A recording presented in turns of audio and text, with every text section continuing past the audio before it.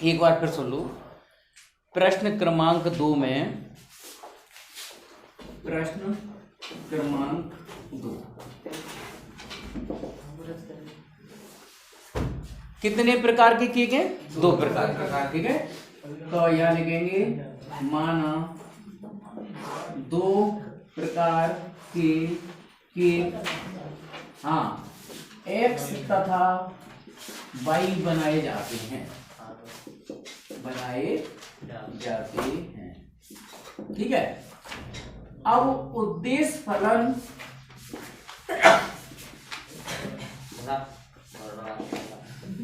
उद्देश्य फलन क्या है कि इतने ही आटे में, माने 5 किलो आटे में और 1 किलो घी में ज्यादा से ज्यादा केक बने, है ना। माने कहने का मतलब ये हो गया मैक्सिमम जेड होना चाहिए एक्स प्लस वाई। क्यों? पहले प्रकार के केक एक्स बन रहे हैं, दूसरे प्रकार के केक वाई बन रहे हैं, ये क्या होना चाहिए? ज्यादा से ज्यादा टोटल लेने का, है ना। जो उद्देश्य फलन हो गया। अब इसके अविरोध, अविरोध कैसे कैसे बनेंगे? अब ध्यान से सुनना। पहले प्रकार के केक में आटा कितना लग रहा है? 200। तो 200 ग्राम आटा लग रहा है एक केक में, तो एक्स केक बनेंगे पहले प्रकार के, तो 200 गुणा एक्स, और दूसरे में 100 ग्राम लग रहा है 100 वाई, मतलब दूसरे प्रकार के केक वाई बनेंगे तो 100 ग्राम, 100 गुणा वाई आटा जे ले जाएगा दूसरा प्रकार का केक। जे ज्यादा से ज्यादा कितना खर्च कर सकता है? 5 किलो, माने 5000 ग्राम। भाई पूरा समीकरण फिर ग्राम में लिखना पड़ेगा, है ना। भाई जी ग्राम में चल रहा है, जी ग्राम में चल रहा है, तो टोटल ग्राम, जितना ग्राम बना टोटल, तो 5000 ग्राम से कम या बराबर। ठीक है, ज्यादा तो खर्च कर नहीं सकता वो। अब आ जाओ घी के लिए। घी कितना कितना लग रहा है? 25 ग्राम, 50 ग्राम। ठीक है, और 1 किलो माने 1000 ग्राम। ठीक है, तो ये समझ में आ गया, क्योंकि 1 kg है ये, तो 1 kg को 1000 ग्राम लिखना पड़ेगा। ठीक है, ये सबको पता होना चाहिए कि 1 किलोग्राम में 1000 ग्राम, 1000 ग्राम। और ये लिखने ही लिखना है हर सवाल में, x greater than 0, y is greater than 0। ठीक है, अब इसके बाद जब हमारी असमकाएं बन जाएं, उसके बाद हम बनाते हैं क्या? ग्राफ, आलेख, है ना। तो आलेख के लिए क्या करना पड़ेगा? पहले तो बॉक्स बनाओ।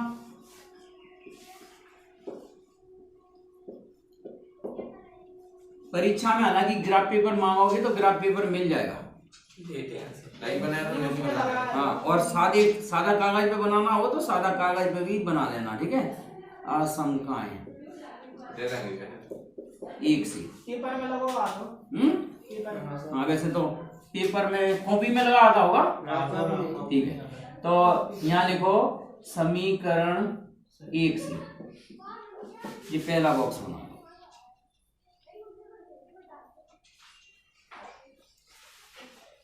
जे एक्स 0 और जे 0 और 0, हाँ, तथा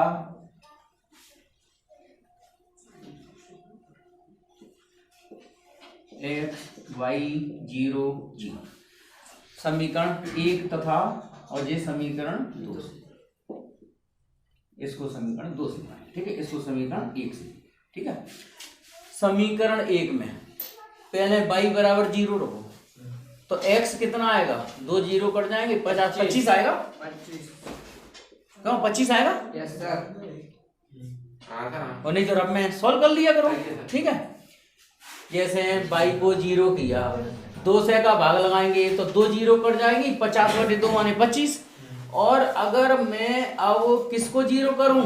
x को, तो कितना आ जाएगा? 50 आ जाएगा। ठीक है, अब आ जाओ समीकरण 2 पर। समीकरण 2 देखो, इसमें y का मान 0 कर दो, तो 25 का भाग अगर 1000 में देंगे तो कितना आएगा? 40। 40 है ना, यस सर 40 आएगा। और अगर मैं अब x को 0 कर दूं तो 50 का भाग दूं 1000 में तो कितना आएगा 20, है ना। चलो इतना बना लो, फिर अपन उधर ग्राफ इतना उतार दो।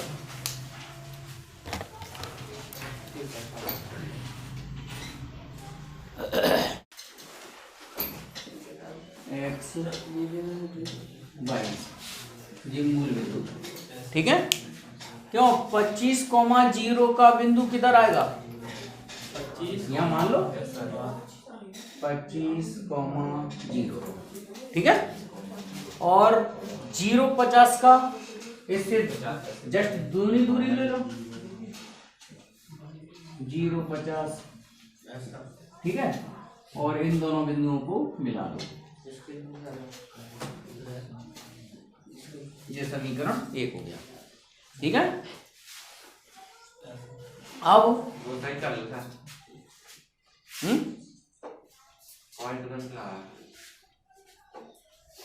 चलो हाँ अच्छा मैम तो ठीक है। दूसरा बिंदु कौन सा है 40,0, इससे आगे आएगा 40,0, ठीक है। और दूसरा बिंदु कौन सा है 0 20, तो 0 20 इसके नीचे आएगा, यहाँ आएगा, है ना 0 20। अब इन दोनों बिंदुओं को फिर मिला, ये समीकरण 2। अब अपन सत्य सत्य देखेंगे, तो सत्य असत्य देखेंगे तो समीकरण यहां लिखेंगे असमका 1 तथा 2 से, इसमें 0 0 रखो, x बराबर 0 और y बराबर 0 रखने पर तो ये क्या हो जाएगा 0 लेस देन 5,000, क्यों सत्य ये 0 छोटा ही होता है 5,000 से, है ना। और दूसरे समीकरण में भी 0 छोटा होगा 1,000 से, सत्य। और सत्य सत्य माने ट्रू होता है अंग्रेजी में, टी और एफ लिख देना, ये तो पता है, ठीक है। अब इसके बाद दोनों की दिशाएं किधर आएंगी मूल बिंदु की तरफ, अंदर की ओर। तो ये समीकरण 1 की दिशा भी मूल बिंदु की तरफ कर दो और इसकी भी दिशाएं मूल बिंदु की तरफ कर दो,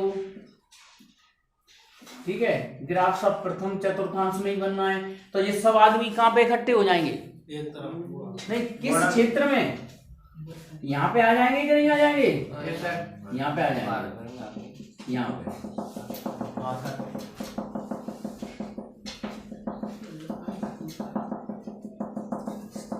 ये इसका सुसंगत क्षेत्र बन जाएगा। इसको कौन सा क्षेत्र बोलते हैं, परिबद्ध, क्योंकि बाउंडेड है ये, ठीक है।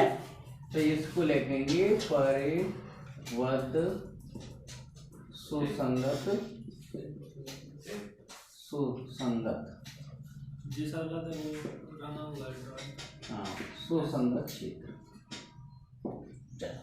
ये है परिबद्ध सुसंगत।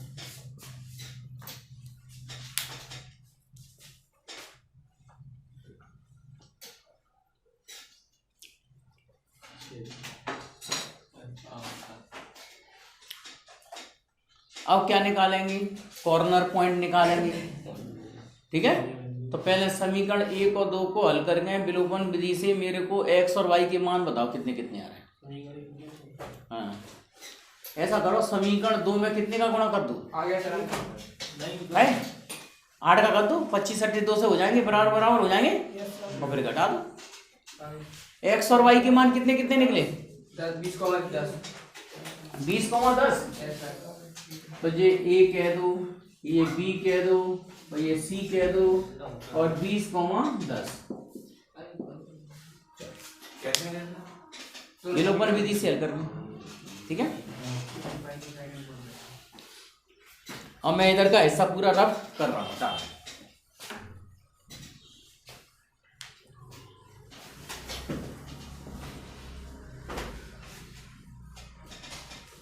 प्रश्न क्रमांक 2 नहीं लिखा,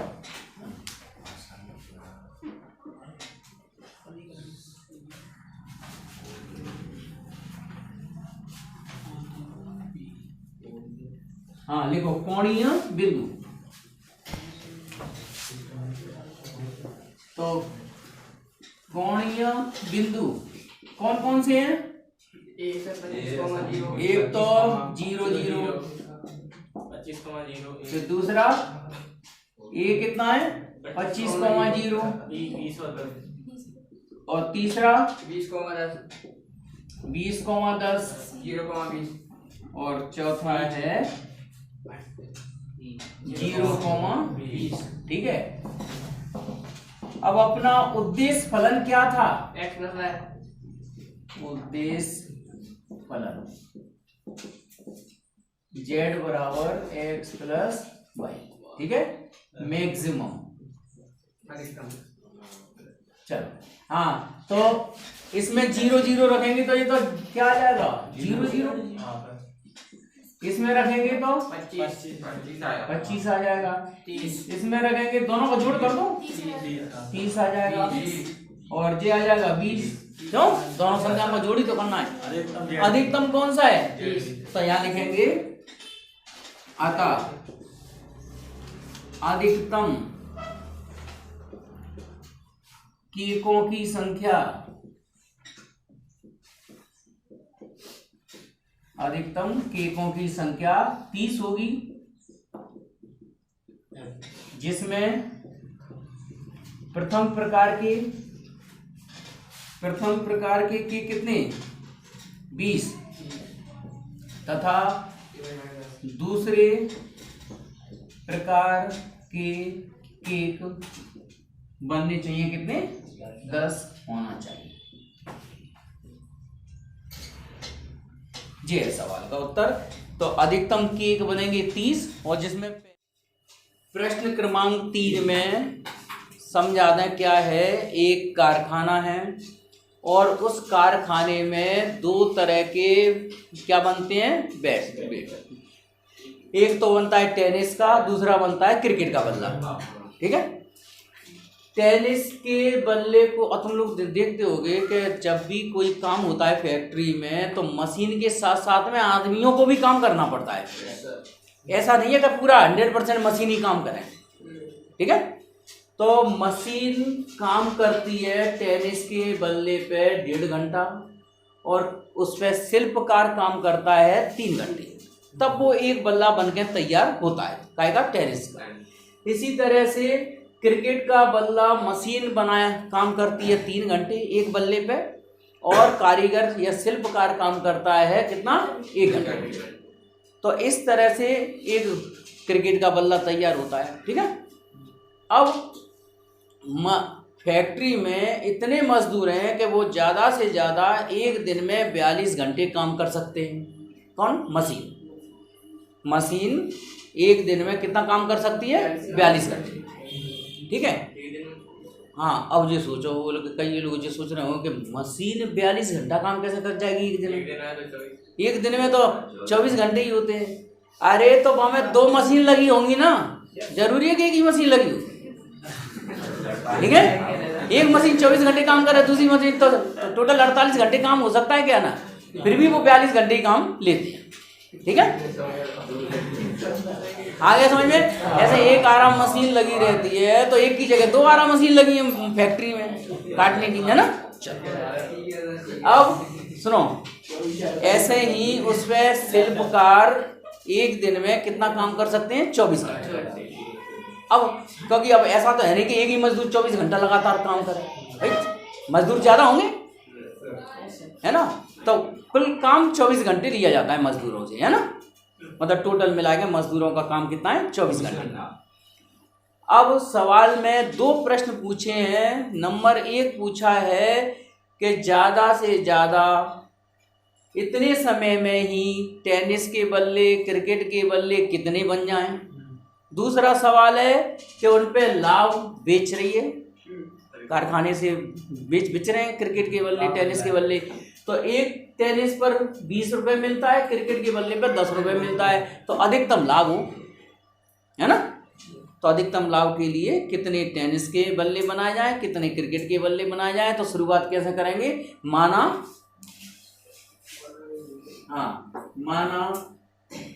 टेनिस, हाँ टेनिस के बल्ले कितने बनाए जाए, x, ठीक है, तथा क्रिकेट के बल्ले बनाए जाएं y। अब अपना उद्देश्य फलन क्या है, 20x उद्देश्य फलन माने दो हैं उद्देश्य फलन यहाँ पे, एक तो है मैक्सिमम जेड होना चाहिए क्रिकेट और टेनिस के बल्लों का, है ना, टेनिस और क्रिकेट के बल्ले ज्यादा से ज्यादा होना चाहिए। नंबर दो, उस पे अधिकतम लाभ होना चाहिए, मैक्सिमम प्रॉफिट होना चाहिए।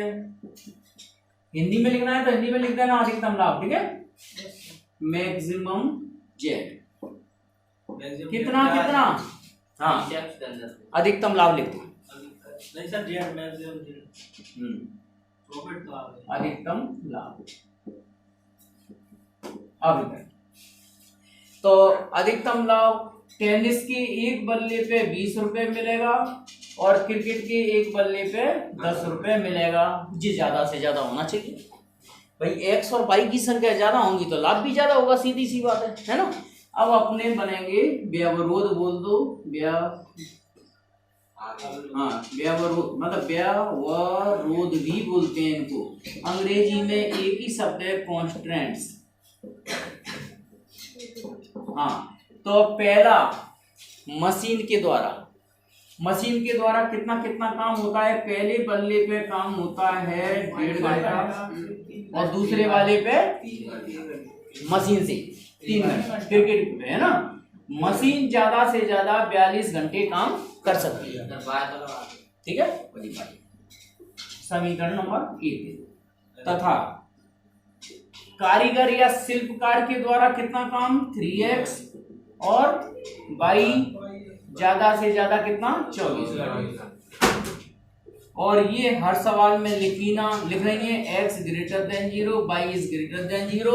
इसका भाषा में ये अर्थ है कि क्रिकेट के बल्ले हों चाहे टेनिस के बल्ले हों, वो ऋणात्मक तो हो नहीं सकती, कम से कम कितना होंगे 0 या 0 से ज्यादा, ठीक है।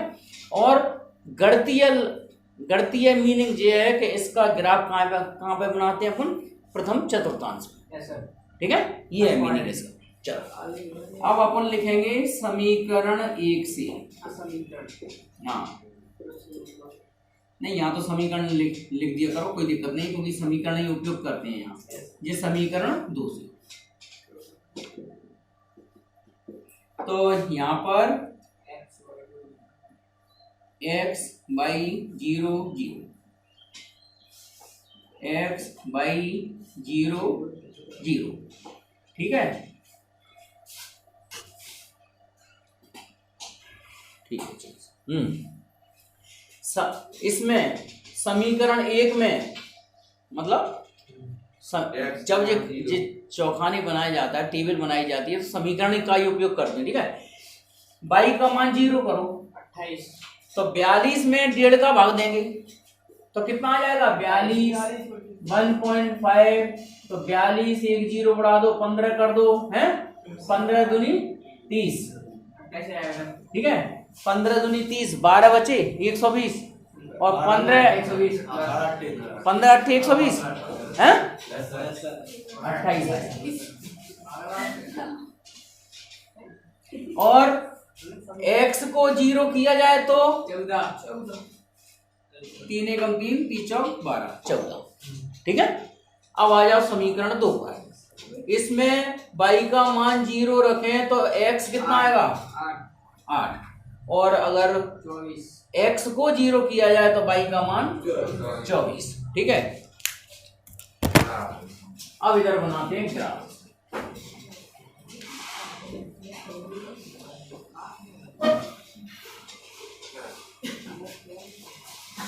हाँ आलेख,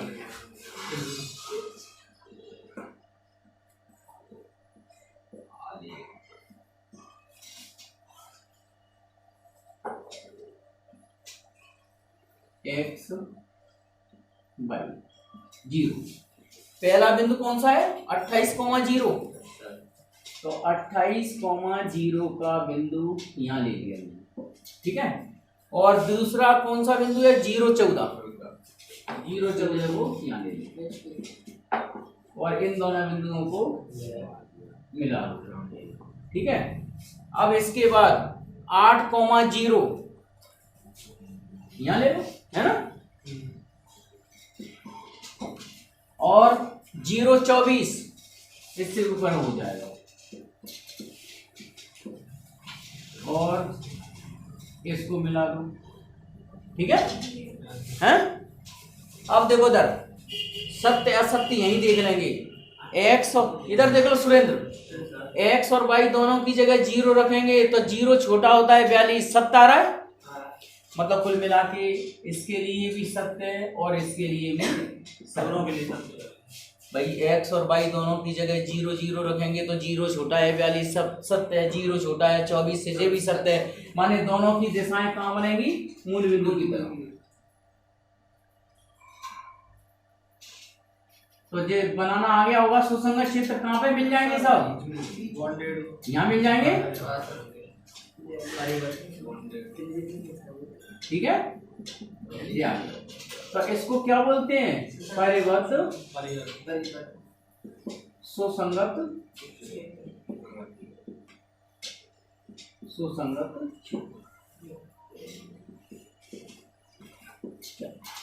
अब अपना नंबर 1 कोणीय बिंदु, कॉर्नर पॉइंट्स। तो नंबर 1 तो मूल बिंदु है 0 0, तो मूल बिंदु पर तो ZA कितना आएगा, चलो लाभ निकाल देते हैं, वो तो संख्या तो यार टोटल पता चल जाएगी अपने आप। तो पहले लाभ के लिए निकाल दो, तो 0 0 जिस पे तो 0 लाभ, इसका मतलब क्या हुआ, 0 रुपए। वो कारखाना कुछ बना ही नहीं रहा। 0 0 का मतलब क्या है, ना तो क्रिकेट के बल्ले बना रहा है ना वो टेनिस के बल्ले बना रहा है। नंबर 2 ए वाला बिंदु, इसको ए कह दो, इसको बी कह दो, इसको सी कह दो। ए वाला बिंदु कितना है 8,0, तो 8 रखो, 20 गुणा 8 है ना, मतलब 20 गुणा 8 और 10 गुणा 0 कितना आ जाएगा, 8 दूनी 16, 160 रुपए है ना, 160 आएंगे, वो तो 0 दूसरी संख्या पर। तीसरा बी वाला बिंदु कितना निकला, 4,12। समीकरण 1 और 2 को विलोपन विधि से सॉल्व करके 4,12। तो जेड बी, क्यों भाई कोई ऐसा है जो समीकरण 1 और 2 को विलोपन विधि से हल नहीं कर सकता हो, कर सकते हो ना, ठीक है। ये 1.5 है और 1.5 को 3 बनाने के लिए क्या कर दो, इसमें 2 का गुणा कर दो समीकरण 1 में, जेड का 2 गुणा कितना हो जाएगा 3, पहली संख्या कट जाएगी, बाई का मान आ जाएगा। चलो तो जेड बी कितना आएगा, 20 गुणा कितना 4 और 10 गुणा 12 है ना, तो जे आ गए 4 दूनी 8, 80 रुपए जे हो गए और 120 जे हो गए, 200 रुपए हो गए। हाँ आखिरी बिंदु है ये चौथा सी कितना है 0,14 है ना, तो 0,14 रख दो, जेड सी डायरेक्ट 14 का गुणा कर दो, 140 है ना, 140। तो तुम्हें दिख रहा है कि अधिकतम लाभ कितना है 200 रुपए, अधिकतम लाभ कितना है 200 रुपए। हाँ तो यहाँ लिखिए अधिकतम लाभ 200 रुपए के लिए ये टेनिस के बल्ले कितना बनना चाहिए 4 और क्रिकेट के कितने, क्रिकेट के बल्ले कितने बनने चाहिए 12, बस जो ठीक है।